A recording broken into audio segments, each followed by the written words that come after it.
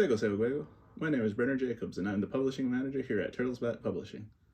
And I hope you enjoy this presentation on Bloodsport by January Rogers.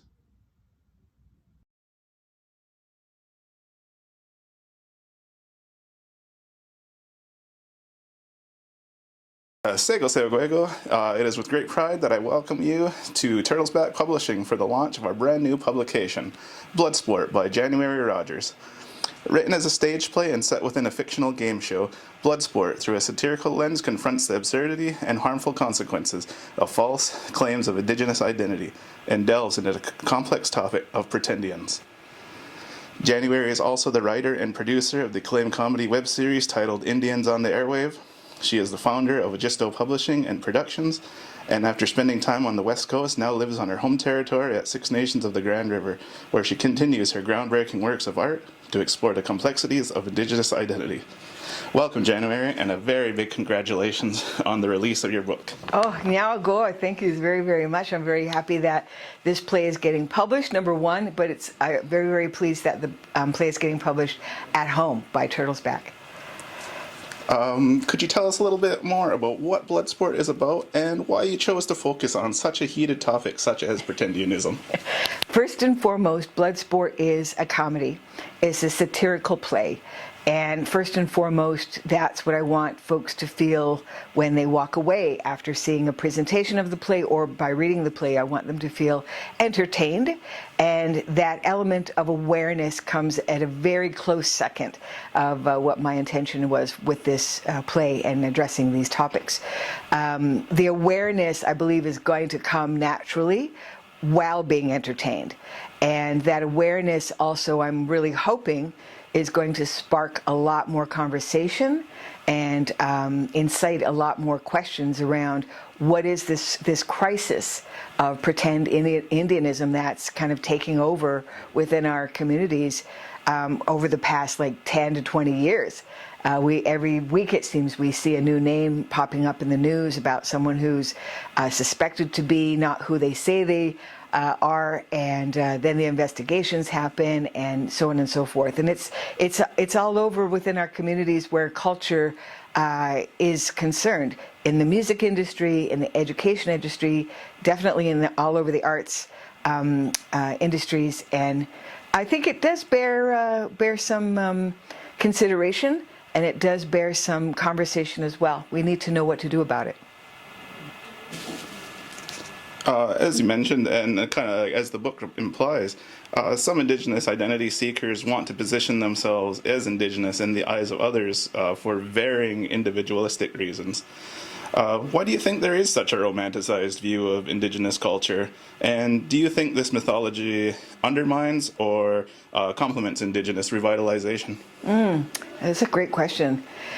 I think that, if throughout our territories that are known as, Canada, our occupied territories known as Canada, there seems to be a disconnect for those who do identify as Canadian, that to be disconnected from their own heritage, cultural origins. And that's a shame, because everybody comes from somewhere. We know that. And just because you identify as Canadian doesn't necessarily root you in a culture that is clearly defined or clearly has something that any given person under that, the title of Canadian, can really grasp onto. And I think what Indigenous culture has to offer those who feel like they're kind of floating around, culturally speaking, and in their identity and their heritage, is something that's very rooted in a lot of things that are very, very real, things that really make a lot of sense. The way that we view our timelines, our calendars, our agricultural, our connection to agricultural times of year, and so on and so forth. These are things I think that the average, quote unquote Canadian might be missing in their lives. And so they feel like, hey, I think if I have a little kind of like rumor within the family that makes me connected to an Indigenous culture, I'm going to grab onto that because that feels real and it feels right to them. I'm speculating. But then there's also, the kind of blatant greed about wanting to identify as Indigenous, as we've seen with the South Asian sisters who claim to be Inuit. They blatantly knew that they were not Inuit, and yet they went after all of this business funding and really made a ruse about who they were trying to be.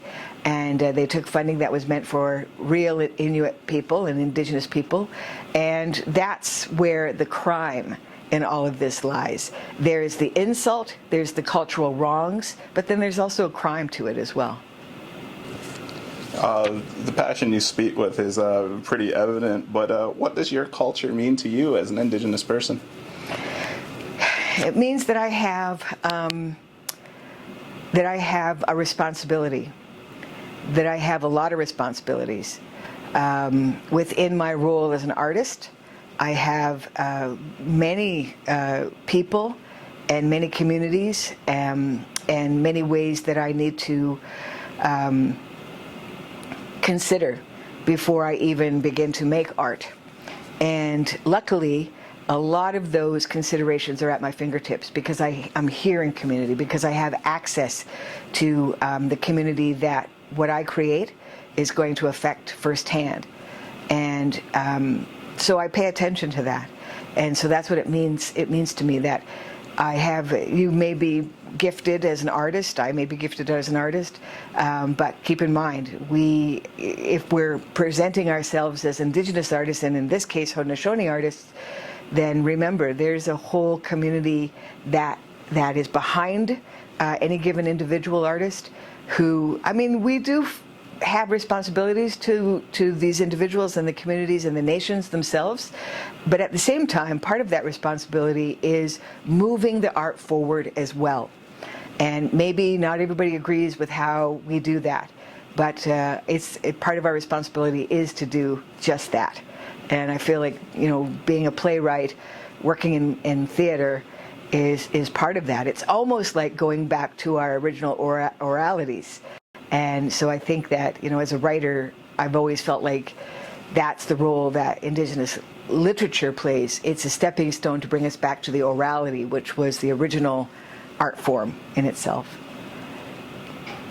Could you tell me a little bit how long you have been working on Bloodsport? What inspired you, and kind of what was the process of turning this into a reality? Oh, that's a great question. So I collaborate with a number of different artists, and one of those artists is Yuma Dean Hester. And Yuma is a brilliant filmmaker, and he's one of the founders of the Bawadin Collective, Artist Collective, Filmmakers Collective in Hamilton. And Yuma is Anishinaabe, and he's married in, though, Haudenosaunee, and which gave me great access to him. And he actually commissioned me to write this play. He said, you know, we had just wrapped production on Indians on the Airwaves, the 10-part comedy web series about, you know, a native radio station.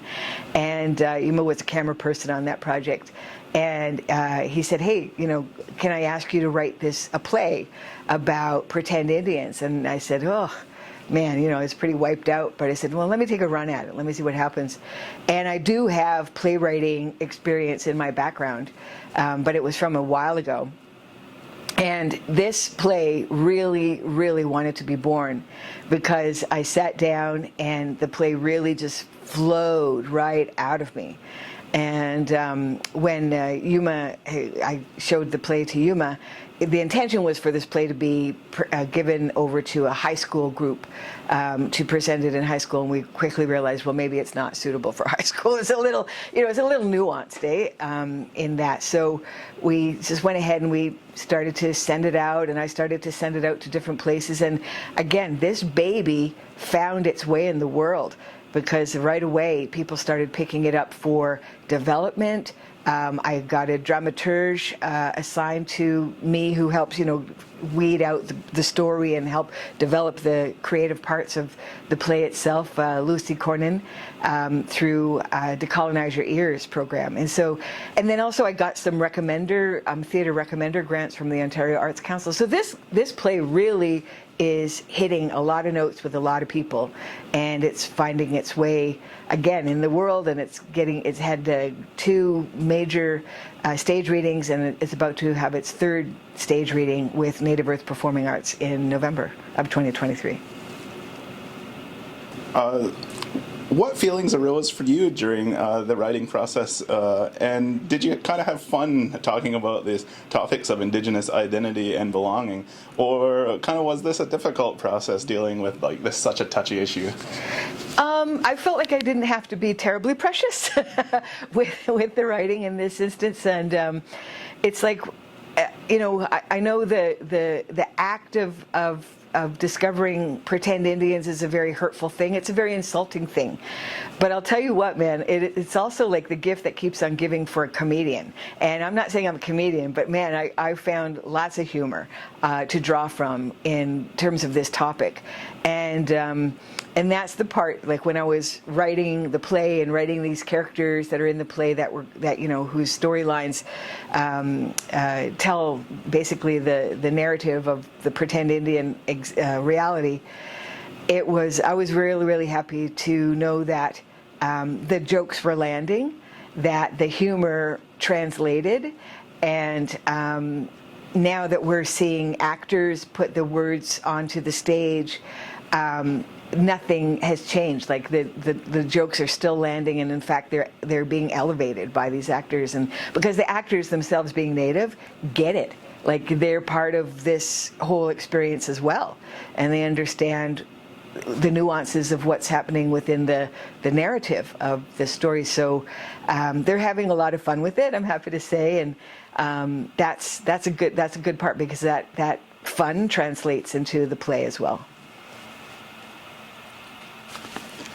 I found myself connecting a lot with the contestants of the show. Was there a thematic reason for writing these characters in their 30s, and kind of like why was that important? Yeah, I didn't think about that. I just thought I didn't think about the age group actually, but I think, yeah, when you're in your 30s, it's almost like a transformative time in one's life.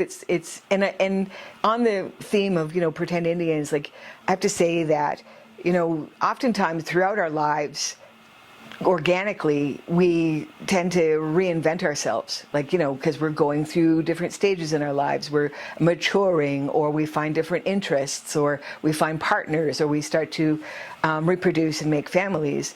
And, those are all kind of reinventions of oneself. And at the age around 30, it's a good time, because you really have no more excuses to kind of like fall back on your stupid youth. And now you have to, you're kind of making a mature choice of where you go next. And I just thought it was a good age for people to kind of revisit that within themselves. Are you going to get real with yourself, or are you going to keep playing dumb? And so this is the almost the existential crisis, if you will, that the characters are facing in that time. The character of the ref had me laughing quite a few times with their changing tones, and reminded me a lot about the elders and teachers that I grew up learning from. How did this character come to mind, and what do they represent to you? Yeah, the ref was a really fun character to write, because it's not necessarily a person. I always thought the ref as being a spirit, a great spirit, not creator, but someone just below creator who helps creator in a lot of different ways. And so we overuse this word, I think, in Native storytelling, but this ref is a trickster. And as such, they teach through hard lessons, tough love, but also the ref has the ability to be extremely nurturing and extremely careful, because they do know what they're doing. It's not like they don't know what they're doing and they're choosing things at random. The ref has everything under control, and yet they play like they don't. And so that in itself was really fun to write. As the contestant proceeds, sorry. As the contest proceeds, the contestant Todd seems reluctant to follow protocol set out by the ref and the hype man. Is there space for displaced Indigenous to reconnect with their ancestry, or is there protocol to learning this? Well, yeah, there's always space. I think there's an infinite amount of space. So, you know, I used to drum on a powwow drum, and it was a co-ed powwow drum. And I was always taught around that drum that you make lots of room for people who are coming home. And that's a good lesson. That's a good law to live by, a protocol, if you will. And so, yeah, there are protocols, and maybe they're not well discussed, and they're certainly not written down. But the protocol in terms of like returning home is you don't necessarily center yourself somewhere in community when you're just returning home. And if you're just returning home, please come to give, don't take from community. I've just come home myself to my community, and in the summer of 2019, and I came with a bundle full of gifts to bring into this community. And there is a right way and a wrong way to come back, and if that equates to protocol, then that's what that is. And you know, you come, you listen, you observe, and you keep coming back and you observe. You know, there has to be a consistency to that as well. So the character Todd, who may not know what the protocol is, he even rejects the protocol when it's presented to him. And we do see that. We see, you know, individuals who are marginally Native, or maybe not Native at all, who really just want to be the authorities. And that's a red flag. The use of satire in a book comically exposes the irony of many of the contestants' claims of Indigenous identity, while also at the same time strongly sympathizing with the other contestants' search for her own. What are these characters representative of, and why is the use of comedy so characteristic of Native humor? Coming home is probably the most important thing a Native person does in their life, if they're not of the community, if they're finding their way back to the community. That's a very significant, monumental time in one's life. And I always recommend, you know, if you're going to write about your community, if you're going to make plays or, you know, any kind of artistic expression that talks about your community, go home. And so I had to take my own advice, again, in 2019, to come home. And it's been a major, multiple layered blessing to be home. And I have really, the art, the means of expressions, and the expanse of the expressions that I'm able to do have really blown up since I've been home. And I'm so grateful for that. Now, where the humor comes in is, you know, we are very, very passionate. We all have very, very passionate views, emotional views, if you will, about the pretend Indian, the crisis that we see happening right now in our communities. Whether it be this way or that way, you feel folks need to, you know, be brought home, or you feel like, no, we've had enough and we're going to reject anything that's suspicious or what have you. The humor allows us to take a step back, to take a little breath, and to look at things. When you can laugh at something, it means that you have control over it. And it's not about control per se, but it's about letting our emotions settle down a little bit so that we can have a clearer look to see what's there. And I'm not on any level suggesting that we need to come to any kind of consensus about how to react to pretend Indians. It's like, that's up to everybody, you know, all different nations, all different communities, and the individuals themselves. January, I just wanted to thank you for stopping by today. I had a very fun time reading your book and hope many more people experience that same emotion. I found myself giggling at the delivery, especially the commercials, and I can't wait to see this presented in a theater. Thank you. Yeah, I hope we can see it in a full production soon. That's going to be awesome. Yeah, I that's the cannot dream. wait. Yeah. Bloodsport by January Rogers will be available for purchase for $22 Canadian following the presentation. To order your copy, please visit www.onlc.ca/online-store. All right. All those laughs for $22. Bargoon. I'm confident this will be a tremendous hit, and thanks again for joining us today. Yeah, thank you.